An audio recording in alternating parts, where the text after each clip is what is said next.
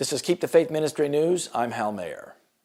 In early October, reports surfaced that movie mogul Harvey Weinstein allegedly sexually harassed or assaulted multiple women over decades.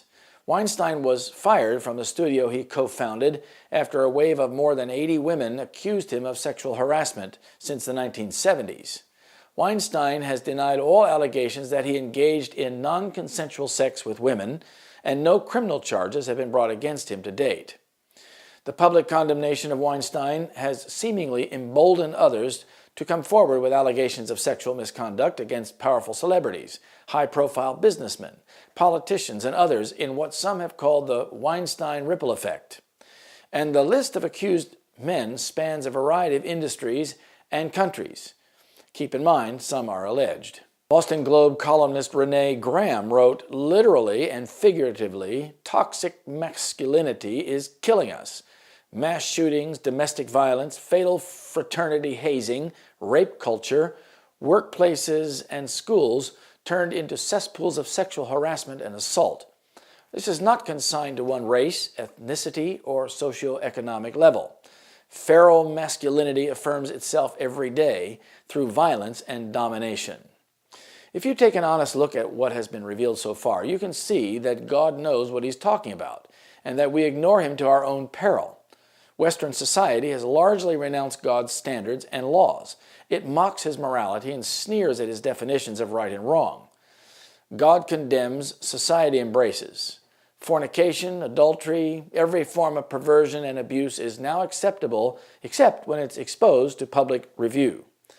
Perpetrators know it is very damaging, but they try to minimize the harm, especially to themselves and their reputations, when they are exposed. God says that sex is to be confined within marriage, but society scoffs. Jesus said even looking on a woman lustfully is committing adultery in the heart, Matthew 5:28. But pornography is all around us and is celebrated. Then suddenly we hypocritically don't like some of the devastating effects of sexual immorality and perversion. The very things we pursued privately we now condemn publicly, as if social shaming and condemnation cures the guilt of collective permissiveness. All the toxic masculinity we're seeing is a result of pushing God's instructions aside and doing what seems right in our own eyes. The inevitable and cumulative effects of all the immoral choices we've made is now coming back to haunt us with problems we cannot solve very easily. For instance, society now views the roles God created for men and women with contempt. It has no idea what godly masculinity or femininity really is, and this is devastating to the family, one of the enemy's prime targets. Ignorance of God's principles is prevalent. So, how do you fix that? God created certain inclinations and ambitions within men in order to make them builders of families, communities, and societies. Then he provided laws to help men direct those energies and ambitions toward truly productive ends. A man who follows that direction builds character and becomes a blessing to those around him. He'll not be taking advantage of women, harassing them, or using his power to secure sexual favors. Instead, he will be self-controlled, skilled at restraining his lusts, and faithful to his wife. Men are forbidden to be predators. God expects them to be protectors and defenders of women, and he commands men to regard women with honor. On the flip side, he also commands modesty of women. He specifically says that women should dress and behave with modesty so as not to misuse the undeniable power of their sexuality. But this sounds backward in our increasingly barbaric society, which has repudiated everything God has said. Society has been breaking God's law with impunity, and now the results are gross, offensive, and repugnant, even to godless people. Christians are affected too. Christian women now wear sexually revealing clothing and don't even think twice about how it affects the men around them, the very men they expect to exhibit godly masculinity. The church has been leavened by the world in this area and has correspondingly declined in its morality. Most Christians cannot see the connection between what they wear and how they act and the moral effect on the church because they're so blinded by worldly influence. Those who understand Bible prophecy will recognize that God's predictions of sexual immorality and licentiousness will prevail in the last days. It proves the Bible to be absolutely true and a worthy guide to navigating the wickedness of the morally bankrupt world in which we live.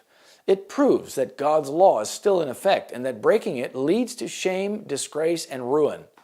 All one has to do is look at what happened to Sodom to know the consequences of this moral slide.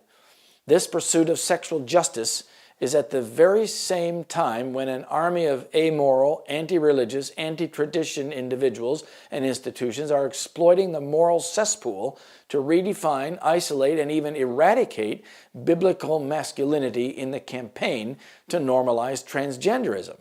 In light of the great controversy, this coordinated attack on biblical norms is hardly a coincidence. One evil leads to more evil by those who have rejected God. Toxic masculinity is sometimes referred to as extreme masculinity, but in reality, both terms are really referring to the biblical concept of what I call carnal masculinity. God's description at the end of times is precise. This know also, that in the last days perilous times shall come. For men shall be lovers of their own selves, covetous, boasters, proud, blasphemers, disobedient to parents, unthankful, unholy, without natural affection, truce breakers, false accusers, incontinent, fierce, despisers of those that are good, traitors, heady, high-minded, lovers of pleasures more than lovers of God, having a form of godliness, but denying the power thereof. From such turn away. For of this sort are they which creep into houses and lead captive silly women laden with sins, led away with diverse lusts. 2 Timothy 3, 1-6. This is Keep the Faith Ministry News. Thank you for watching.